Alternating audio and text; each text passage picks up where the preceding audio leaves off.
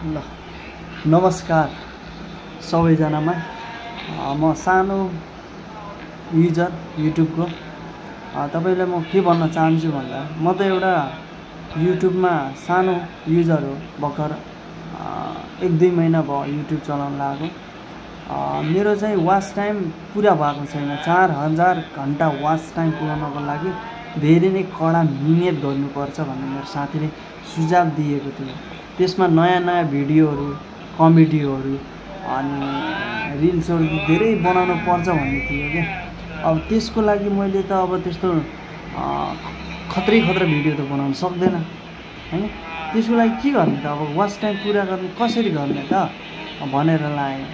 तर मेरो एउटा साथीले चाहिँ सुझाव राम्रै दियो 3-4 मोबाइल होला 3-4 मोबाइलबाट त्यसले आफ्नो भिडियो चाहिँ त्यसको लागि 0.25 भिडियोमा डाउन गरेर छोड्दियो त्यसपछि त्यो भिडियो वाच टाइम हुन्छ 15 मिनेटको भिडियो भयो भने चाहिँ 30 मिनेट लगभग आधाको डबल हुँदै रहेछ वाच टाइममा मैले चाहिँ यसरी गरिरहेको छु यसलाई चाहिँ भिडियो शो गरिरहेको छु 2.5 मा चाहिँ यता गरिरहेको छु यता पनि गरिरहेको छु मैले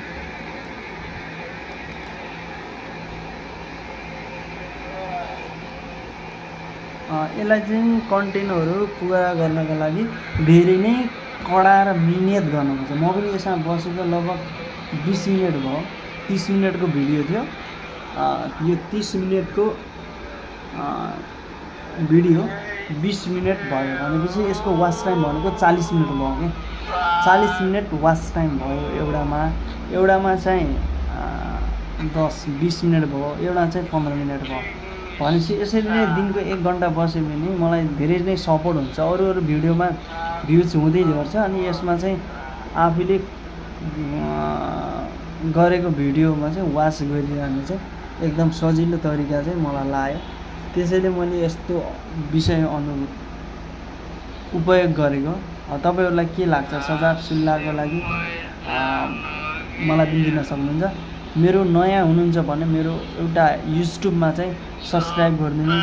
अनि लाइक कमेन्ट गर्नुस् म पनि त हजुरलाई सपोर्ट ब्याक गर्छु ल सबैजनाले माया गरिदिनु होला त्यही